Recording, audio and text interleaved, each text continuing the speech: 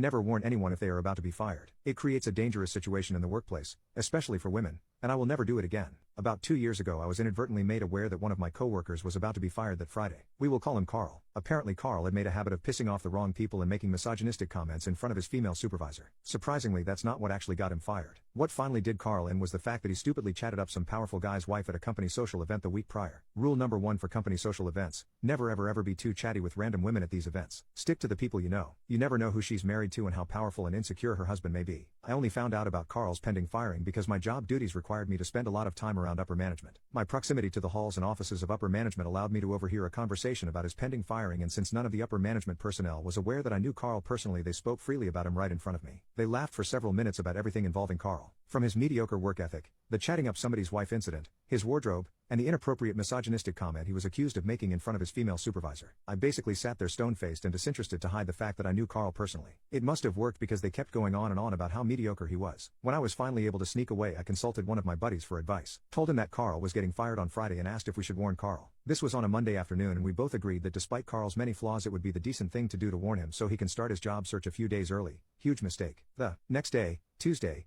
arrives and we invite Carl out to lunch. After we're all done eating, we break the news to Carl. We tell him that we caught wind that he's getting fired on Friday and there's nothing he can do to reverse it. We also advised him to start his job search immediately and to call out sick on Friday so that they are forced to fire him over the phone versus humiliating him by having him escorted out by security on Friday, which is standard procedure. We also made him promise to keep a low profile the rest of the week and not make it obvious that he was aware of his fate. A promise that he only kept for the 20 minutes it took us to drive back to the office, because within minutes of arriving back at the office he stormed into his female supervisor's office and accused her of hating men, sabotaging his career, and actively working to get him fired. We weren't present for this part of the story, but apparently after storming her office so aggressively she asked him to leave her office. When he refused, she literally screamed for help. That's when several people within earshot came running to see what was taking place. When they forcefully removed him from her office, he took off running to HR. But in the midst of all of this chaos, his supervisor panicked and pulled the fire alarm, assuming that he was running off to get a weapon to come back and harm her with. I was completely oblivious to all these events, so when I heard the fire alarm I assumed it was a normal fire drill. Everyone on my floor casually exited the building via the stairwells, but when we made it outside we were greeted by several police vehicles arriving and cops literally running full speed into the building.